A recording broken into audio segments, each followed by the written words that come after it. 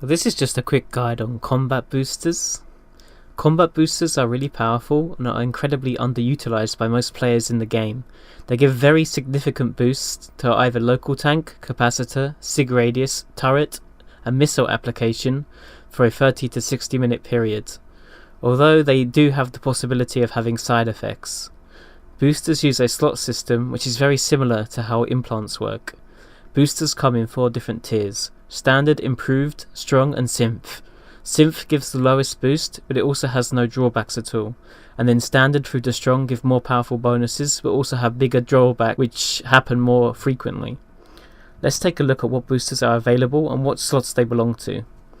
Slot 1. This slot encompasses almost everything to do with helping your ship defensively. So we have Blue Pill, which gives a shield boost amount bonus, Exile, which gives an armor repair amount bonus, Mind Flood, which gives a bonus to max capacitor, X Instinct, which gives a bonus to signature radius, and the rare Quaif Zero, which gives a bonus to speed and scan resolution. All the boosters in the game can be manufactured except for the Quaif Zero booster. The price of this has increased steadily over the years, as it was given out as a 6-pack subscribed accounts for EVE's 8th year anniversary in 2011. They have not been given out since, and are also very unlikely to be given out again, so the price will steadily increase. Right now, the Quaif Zero booster is around 22 million, which is about the same as the strong variation of other boosters. The Quaif Zero booster is also unique in that it doesn't have any drawbacks associated with it, just like a Synth booster. There is also a named Synth Blue Pill booster which comes from the Kodari Epic arc, which gives 5% instead of 3% to shield boost amount. Slots 2 and 3 are very similar, so I'll be covering them together. They both have They both help with gun or missile application. Crash is the only booster which belongs to slot 3, and all the turret boosters belong in slot 2. This is presumably because of split weapon systems, but having 2 sets of penalties is bad enough, on top of the drawbacks of split weapon systems. So we have Crash. Crash gives a bonus to missile explosion radius. Drop, which gives a bonus to tracking speed. Frentics booster gives a bonus to turret optimal range. And Soothsayer gives a bonus to turret fall off. All boosters share the same chance and severity of their penalties between the tiers of boosters. Synth have 0% chance of any side effects or penalties. Standard has 20% chance for a side effect, and those side effects are 20%. Improved has a 30% chance of side effect, and those side effect penalties are 25%. And Strong has a 40% chance to give a 30% side effect penalty. All boosters have a base duration of 30 minutes, aside from Quaif Zero, which has a base duration of 1 hour. Penalties also share the same duration of the effect. It is possible to get multiple drawbacks from boosters, and sometimes if you're lucky, none at all. The side effect chance rolls against every drawback, and any that are unfortunate enough to get are applied to your character for the duration of the booster. Because booster drawbacks are tailored to be harmful to a wide variety of ships, a lot of the time there's only usually 1 or 2 drawbacks that are actually serious for your ship, and the other drawbacks don't matter so much. For example, let's say we're using boosters in real life, so we've decided to fly a passive Drake, and are taking Crash to improve our missile application. The armor hit points and the shield boost amount penalty aren't really that troublesome, and the shield boost amount actually will have no effect at all, and the armor hit points is just kind of meh. It doesn't really matter too much. Missile velocity is a bit annoying, but if you're brawling in a ham fit and you're up close, then it's not going to do anything. And if you're using a heavy missile fit and you're solo, you're probably not going to be at the max heavy missile range anyway. So missile velocity isn't that bad, and the main penalty on the Crash booster will be the velocity penalty, which is also universally the worst penalty you can get, and it's the only one that we actually care about getting. It is possible to rage roll boosters too. When you get podded, you lose all your current boosters and side effects, so if you're taking boosters before undocking and then going roaming, you can set the station to your home station, consume the booster. If you get a penalty you don't like, just use the medical facility to kill yourself, or undock and self-destruct, as long as you don't have any implants. Worth pointing out that jump cloning does also remove all your current booster effects too, so it's not possible for you to keep rage rolling until you get no penalties and jump clone to a snake clone, for example. That's not possible.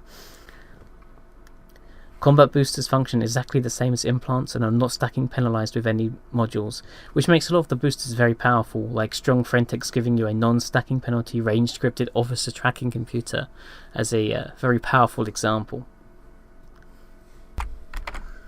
Okay, there are 3 skills in the game that are related to combat boosters.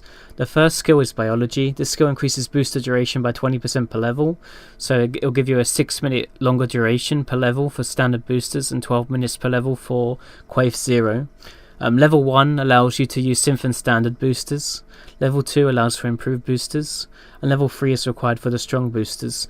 You also need it at level 1 to train the neurotoxin skills. It's only a rank 1 skill, so you can get it to level 3 in less than 5 hours. Neurotoxin Control. This skill is notable in that it's a rare exploration drop that costs around 200 million ISK on the market. It's also a prerequisite for the more useful neurotoxin recovery skill. This skill itself reduces the side effect drawbacks by 5% per level. So at level 4, for example, a penalty from a standard booster would be 16% instead of 20%. So if you've got a velocity penalty, it would be a 16% velocity penalty instead of a 20% velocity penalty on a standard booster. This is a rank 2 skill, so you can train it pretty fast. It's required at level 1 to train neurotoxin recovery, and the price of this skill sometimes serves as a bottleneck for players getting the booster related skills trained, which is one negative point I can say about the booster skills. Neurotoxin recovery, despite its name sounding like something which helps you recover after drawbacks, this skill actually reduces your chances of getting side effects in the first place by 5% per level. A standard booster at level 4 will have a 16% chance of giving you a drawback instead of 20%. This is probably the most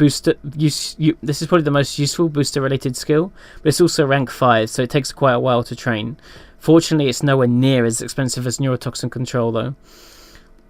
The skills aren't really needed to use boosters, and plenty of people consume boosters without having the neurotoxin skills trained at all.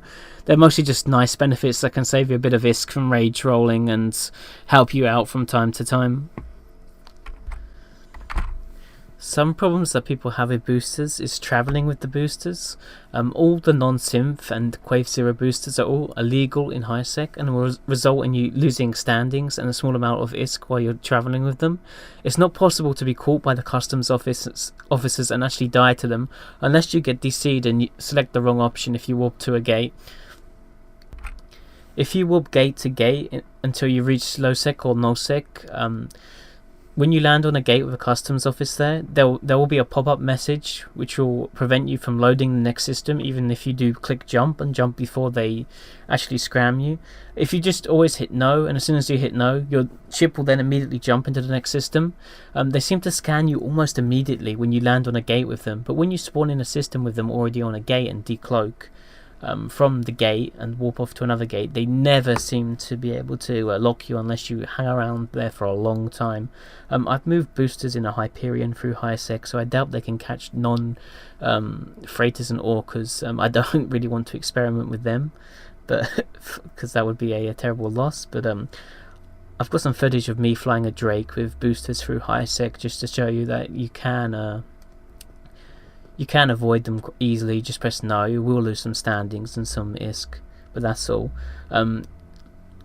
They are kind of dangerous though. They do about 400 DPS and they have 100% webs.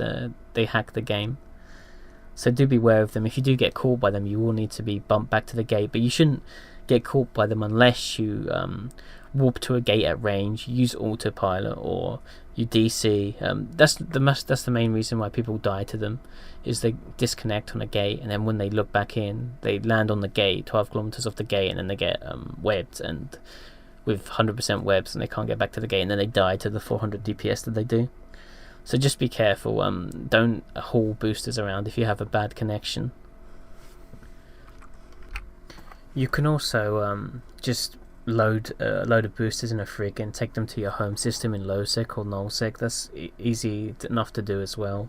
And another alternative you can do is you can also just consume the booster from whatever. If you're basing out of a trade hub, for example, like Ren's or Jitter, you can just consume the booster in the station and then roam out once you've got the booster. It's not illegal in HiSec once you've got the booster. That's actually in your head and consumed. To use boosters in game is pretty simple. All you have to do is just right click the booster, just hit the consume button, and then in the top left corner you'll see any penalties and the bonus you got. So I actually got super lucky this time, which is really typical because I'm not actually going to roam in this terribly fitted passive Drake. If I did get any penalties, they would be listed underneath, and if I just consume some more boosters that aren't in the slot, you'll see that I actually got a penalty this time, 17%, because I have the skill trained to level 3 on this character. 17% penalty to missile explosion radius. So that standard Mind Flood has actually just cancelled out my crash booster, which is not very good.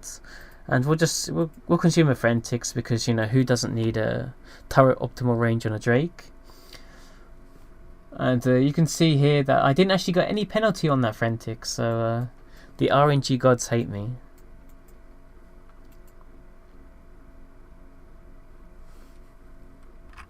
Carrying the boosters around with you can give you an advantage in how much versatility you have if you're flying a turret ship, for example. And this is probably the only ship that this really applies to, but because there are 3 different turret boosters that all apply in the same slot, but you can choose between whether or not you have the tracking bonus or an optimal range bonus, for example. I don't think you'd ever use Soothsayer over Frentix unless you're flying a autocannon ship.